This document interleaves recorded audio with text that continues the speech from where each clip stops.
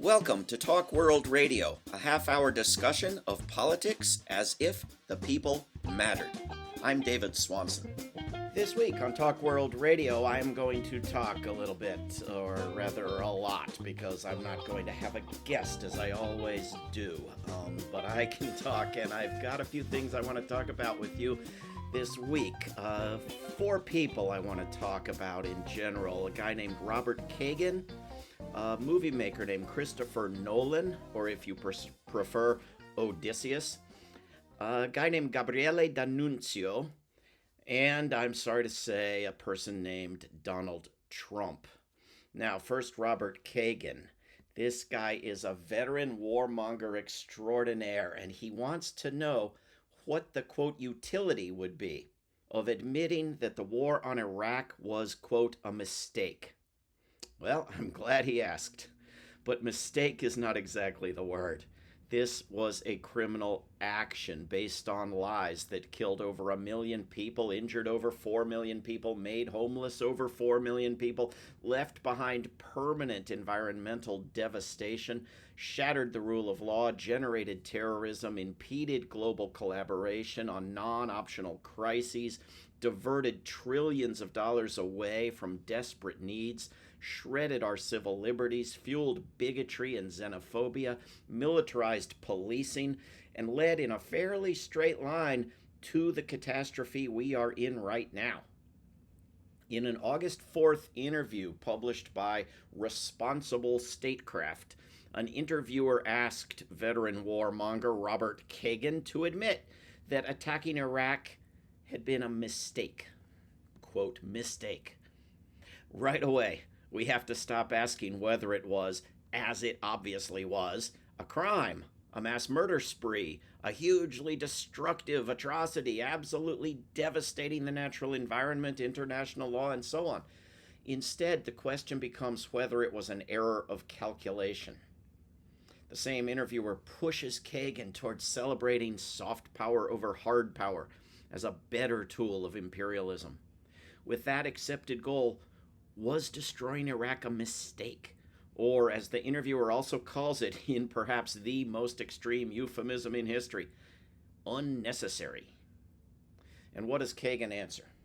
Kagan says, well, I didn't say I can't admit that it was a mistake.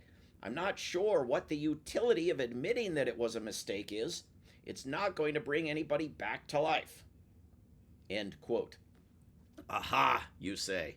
He not only says that he didn't say that he wouldn't say it was a mistake, which is practically saying it was a mistake, but he admits that people somehow died. And he simply wants to know how admitting to a mistake would bring them back. What could be more reasonable? But if you back up one paragraph in the interview, you see that the interviewer and the interviewee have grossly distorted the casualties to amount to 180,000, quote, civilians. How many non-civilians, they don't say. And 4,500, quote, 4,500 U.S. service members and 3,600 American contractors, end quote. They also don't say what the service was that the service members provided. And Kagan then excuses those numbers by exclaiming, quote, in 10 years, over 10 years, end quote. So in fairness, maybe that's a reasonable rate of 18,810 dead a year. And if those took the form of videos of pretty U.S. children being beheaded, published once every half an hour, every day, year after year for 10 years, I'm sure there wouldn't even be any public reaction, right? What would the utility be of admitting the reality of past wars? It would be resistance to future wars, of course. It is, after all, people seeking to facilitate future wars who invest the greatest efforts in going back and lying about past wars.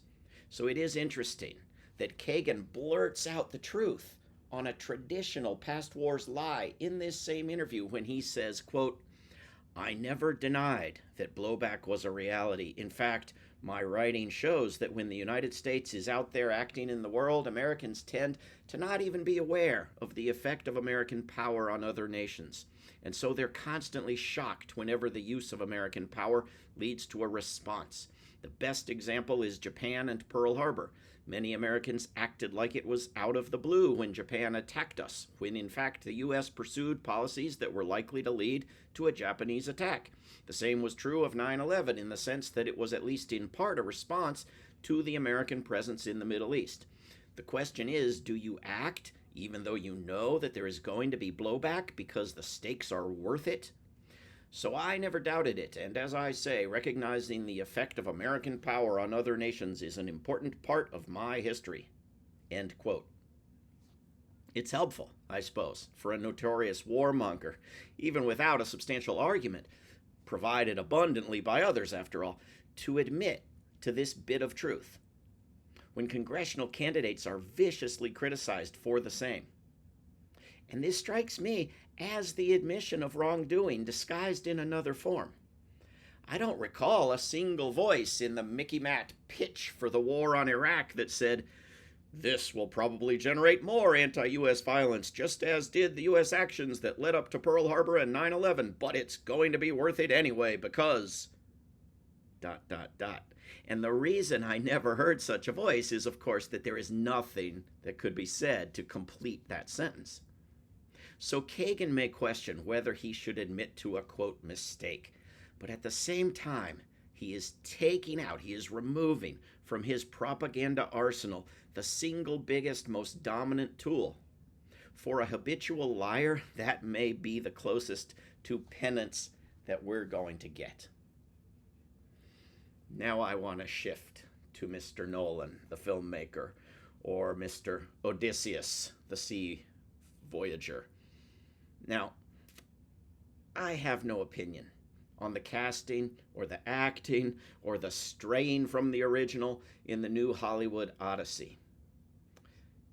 Here are some spoilers on what I do have an opinion on. There's a few slight spoilers here, so plug your ears if you don't want the plot revealed.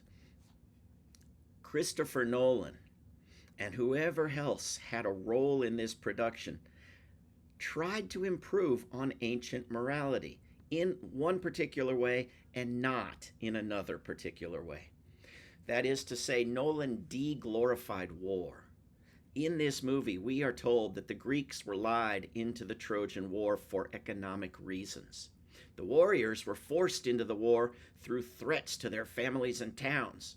The war was boring and wasteful, then it was horrific and evil and traumatizing, then it tore down the rule of law and spread fear and insecurity across the world. Odysseus, in this film, took so long getting home because he was recovering from the moral guilt, horror, trauma, and grief of war. He met dead people who upbraided him for having lied to them and abandoned them. He brought the horror of raping and pillaging wherever he brought his men. There was not one decent thing about the whole filthy enterprise apart from the misdirected bravery. Now, having de-glorified war and inserted some reality of veterans' issues into an ancient epic, and having practically stripped it of the mythology of the gods, and having transformed Odysseus into a sad and tragic, older and wiser, trusting soul, ready to turn the page and begin a new and different life, Christopher Nolan quit. He just stopped. He gave up, and he went with the original ending, based around that supreme value in Hollywood morality, revenge. Rather than ending with Odysseus reuniting with his beloved wife and son, Nolan gave us gratuitous mass murder with pride and satisfaction and pseudo-justice even in the butchery. Odysseus, as you know from the original, trapped dozens of people in a room and slaughtered them. He could have sent them into exile. He could have sought their accountability and restitution. He could have scared them away.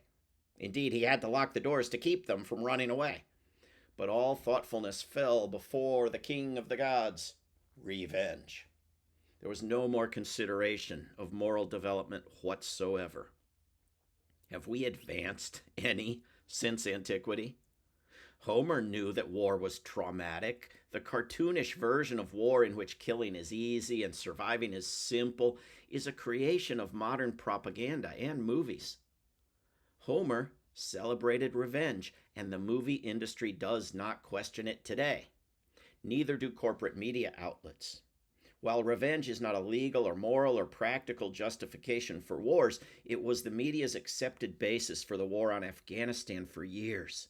And for every war, once the war has been going for a little while, once some of the troops labeled as your troops are killed, you can ignore who started the war and promote it with revenge. When the U.S. public resisted a war on Syria, a few videos of beheadings were enough to create enthusiasm for the war with such passion and blindness that I'm not sure anyone ever noticed that the U.S. jumped in on the opposite side of the war that it had wanted to join up until then. The unpopularity of the wars on Venezuela and Iran right now would be undone if only you could tell a story about those nations having begun those wars. And it is undone in the minds of that minority of people who do fantasize such stories. So my recommendation to you is this. If you're watching the Odyssey and you see Odysseus reunite with Penelope, get up and leave. You will have already been sitting there for ages. Get up and leave right then and go home imagining that Western culture has advanced a little bit over these thousands of years. Now I want to mention a name that may be a little bit less known, at least outside of Italy. Gabriele D'Annunzio. There's a film called Fiume o Morte. It looks like river or death in Italian, but it's Fiume, the town. Fiume o Morte. Fiume or death. And it opens with people in the Croatian town of Rijeka, and they're being asked a question on the street. This is the same town that used to be called Fiume. They're being asked this question: who was Gabriele D'Annunzio? It gives me great pleasure to report that many of them have not the foggiest idea. But over 100 years ago, Rijeka, at that time called Fiume in Italian, in the everlasting idiocy of the Treaty of Versailles, was not properly included in any country after World War I. D'Annunzio, a famous Italian poet, novelist, partier, despiser of morality, and all-around buffoonish narcissist with an oversized fascination with violence, drove down the coast in 1919 with truckloads of eager young pseudo-warriors to proclaim himself dictator of Fiume and name his kingdom the Regency of Carnaro. D'Annunzio was a friend, collaborator, and rival of Benito Mussolini, who would borrow for fascist Italy, and in many cases pass along to Nazi Germany, from the Regency of Carnaro, the one-armed salute, various chants and songs, the balcony speeches, public religious state rituals, black-shirted thugs, nights of racist violence and ethnic cleansing, and the formalized corporate state of, by, and for the oligarchs. D'Annunzio was the John the Baptist of fascism, and now virtually nobody knows who the hell he was. And you can make a film juxtaposing old footage of his hijinks with people today reenacting it, and arrive at the conclusion that the guy was a record-setting, world-class imbecile, good for a warning and a laugh. So here's what I'm hoping for the world in the year 2130 or so. First of all, that there will be a world, that there will have been no complete climate or ecosystemic or nuclear apocalypse. Life will be going on. And it will be possible to ask random people on the street, who was Donald Trump? And those people will have not the slightest clue. Then one will show those people film of Trump and his threats and his proclamations and his ballroom and his reflecting pool and his takeover of Venezuela and his Secretary of Sickness playing with snakes and his plans for Greenland and the Strait of Hormuz and his Secretary of War working out with his legionnaires and his appropriating of trophies and awards and his dancing and his speechifying and his bluster and his lies and his renaming everything in sight for himself, just like D'Annunzio, whose name is now gone from all of those things in Rijeka. Then one will recruit enlightened people of 2130 to reenact Trump's idiocies. And the world will laugh an enormous laugh, sigh a great sigh of relief, and declare, holy, I never knew that happened, and I'm glad it ended. So, finally, I want to turn to the aforementioned imbecile.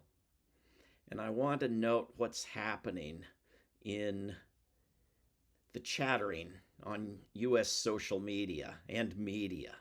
There seems to be something of a pandemic growing of nationalism.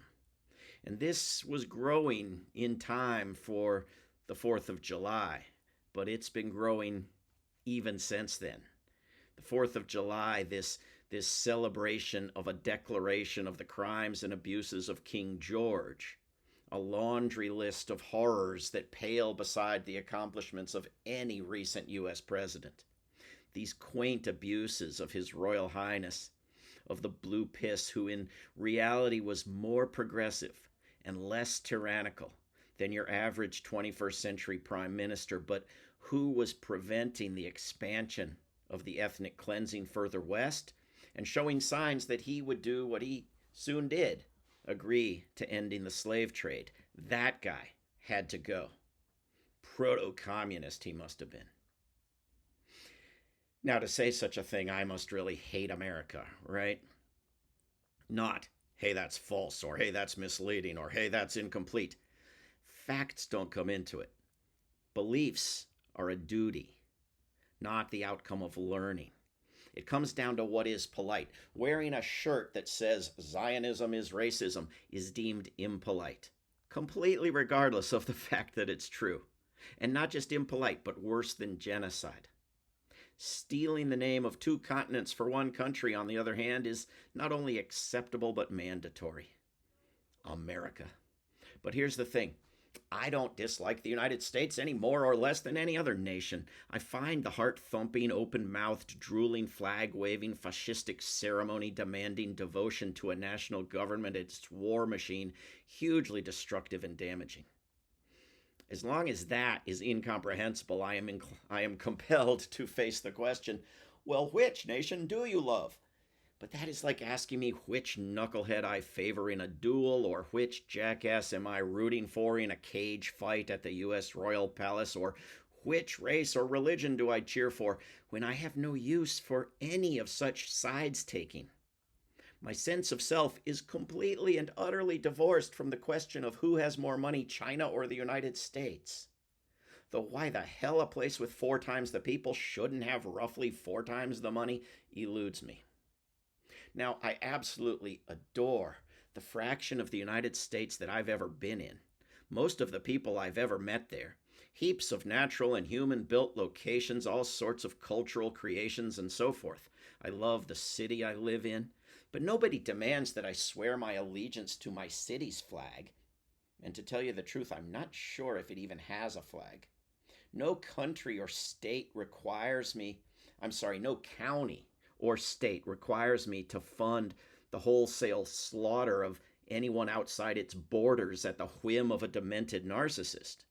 If nationalism were like neighborhoodism, I would be fine with it. It's fun to cheer for a sports team, no matter what geography it goes with.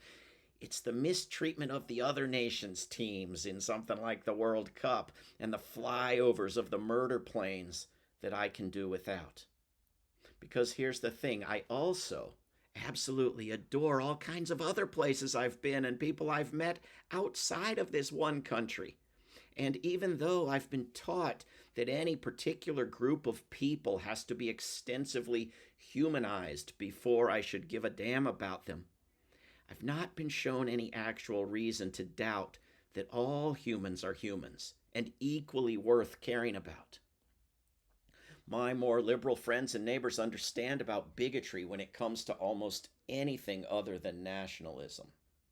But if ICE's death count were equal to the U.S. military's death count in Iran, there's not a single one of them who would be watching soccer instead of trying to learn from Albanians or Bolivians or Koreans how people ought to behave when a government is a danger to us all.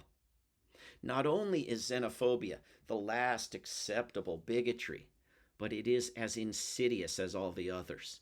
Hundreds of U.S. professors have studied and debated whether one can overcome human nature and achieve a society with less militarism or incarceration or environmental destruction or gun deaths or horrible television shows than the current United States, or whether single-payer health care is actually possible, or how one might devise forms of transportation less dangerous, destructive, and isolating than the automobile. It's as if 96% of humanity just doesn't exist. Why should admitting that 96% of humanity not only exists, but sometimes has things to teach as well as things to learn from the 4%? Why should that be equated with hating that 4%? Why should a Senate candidate's past bad behavior be more forgivable than usual because he'd even earlier done dramatically worse things to people who were not in or from the United States? Why, for that matter, should we declare various wars to have been fraudulent and catastrophic mass murder sprees with no justification, and simultaneously praise anyone who took part in them? And why should the mere asking of that question be equated with hating anyone or anything at all?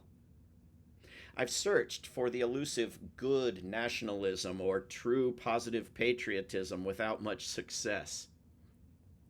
But aren't there things I love about the United States? Don't I love the freedom to be able to say such traitorous Marxist, homosexual, Muslim drivel as I am now engaged in saying? Well, setting aside that idiotic characterization, yes.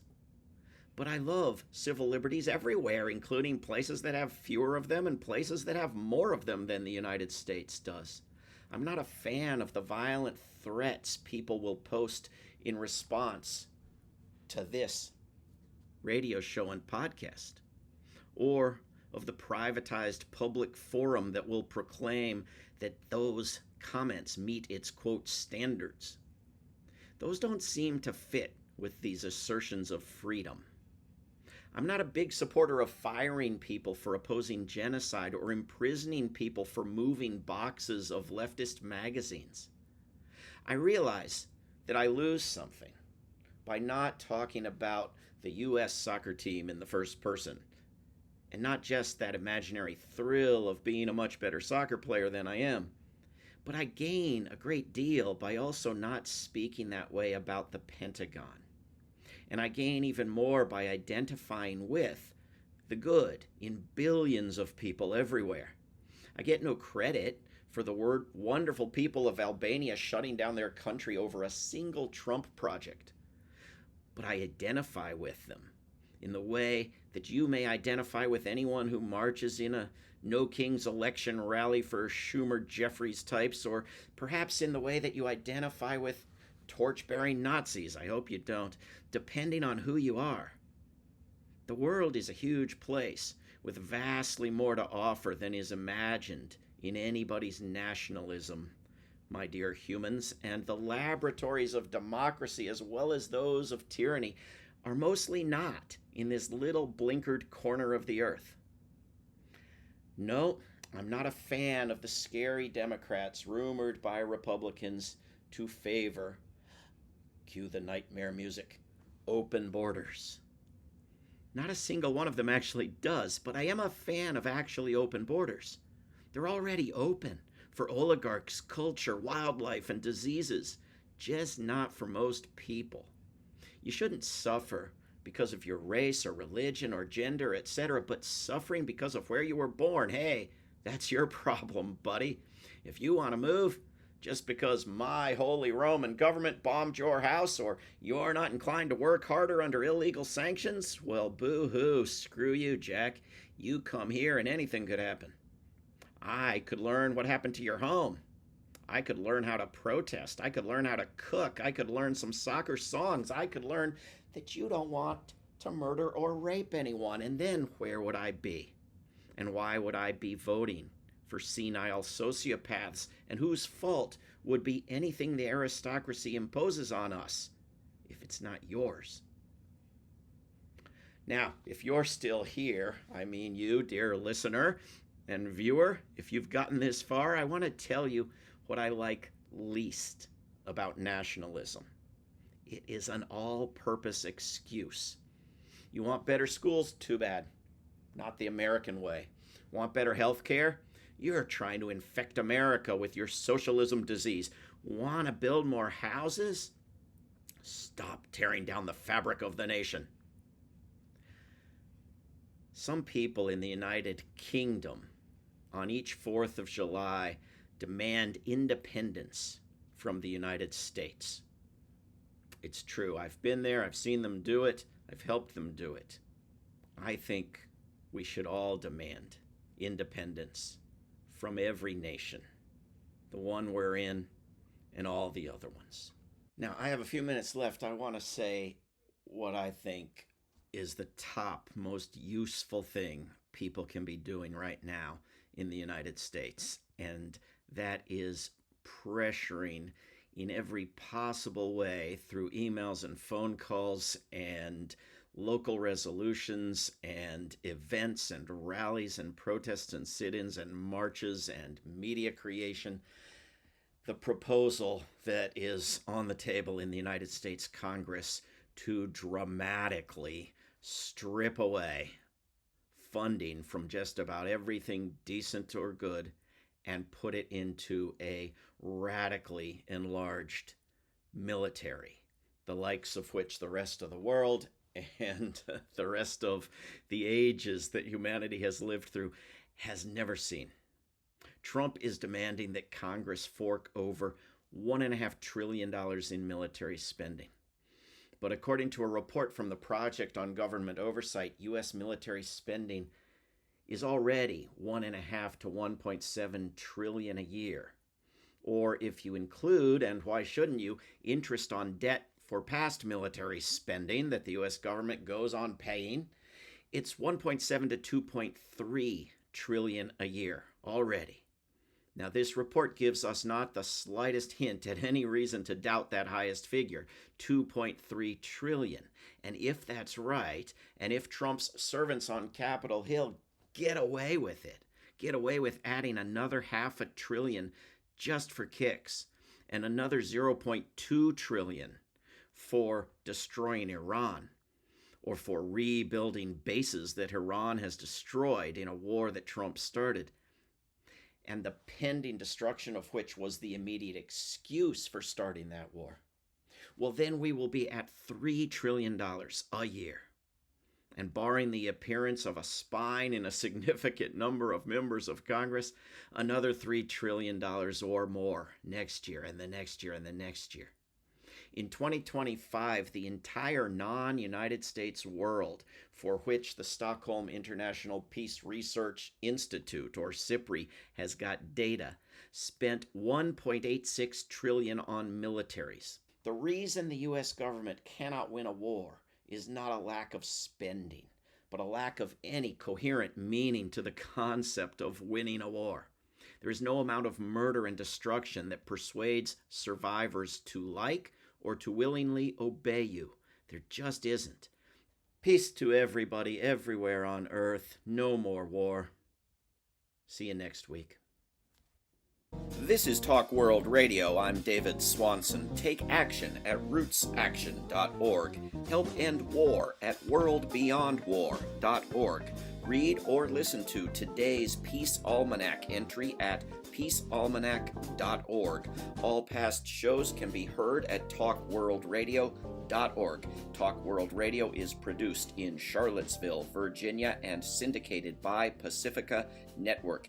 There is no way to peace. Peace is the way.